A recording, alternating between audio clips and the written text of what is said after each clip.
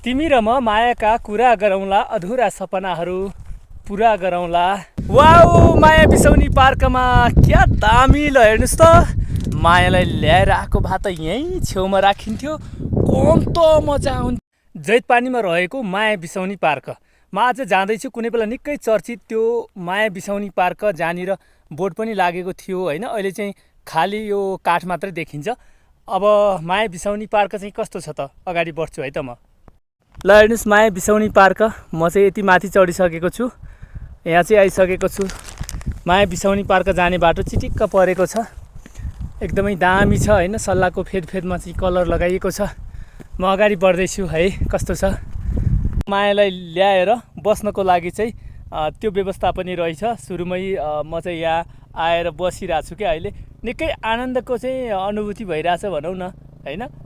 माया साथमा नल्याए पनि म चाहिँ यति बेला छु, एक्लै आउँदा पनि आनन्द चाहिँ रहेछ यहाँनिर। सडकबाट धेरै माथि आइसकेको छु। पछाडिपट्टि हेर्न सक्नुहुन्छ माया बिसौनी पार्क जानको लागि निकै चिटिक्क परेको चाहिँ यो पदमार्ग बनाइएको छ र यही बाटोमा म हिँड्दैछु। अब अगाडि एकदमै दामी सिडीहरू आइरहेको छ होइन। हेर्नुहोस् त, अब मायाको हात समातेर सँगै त्यो मायाको जोडी यो पदमार्गमा हिँडिरहँदाखेरि माया पिरतीका कुरा कति आउँछन् होला है, कति धेरै गफ हुन्छन् होला, के गफ हुन्छन् होला, कल्पना गर्न पनि असमर्थ भएँ म। वाउ गाइज, माया बिसौनी पार्क जाँदैछु म। हेर्नुहोस् त, म पछाडिबाट म हिँडेको पदमार्ग कस्तो दामी छ, क्या दामी छ। तर मायालाई साथमा ल्याएको छैन है आज भने। म एक्लै हिँड्दैछु माया बिसौनी पार्कमा। ओ माई गड, यो सिडी त सक्यो त, भ्याइयो त। ल अब चाहिँ यस्तो छ बाटो। ल हेर्नुहोस् त, माया बिसौनी पार्क। अब माया बिसौनी पार्क भनेको त्यसै भनेको होइन क्या।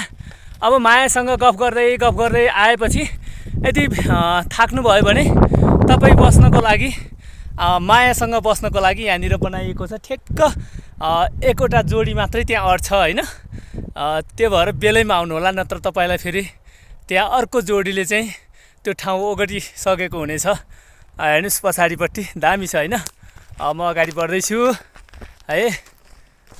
एकान्त छ, एकान्त, बिल्कुलै एकान्त है।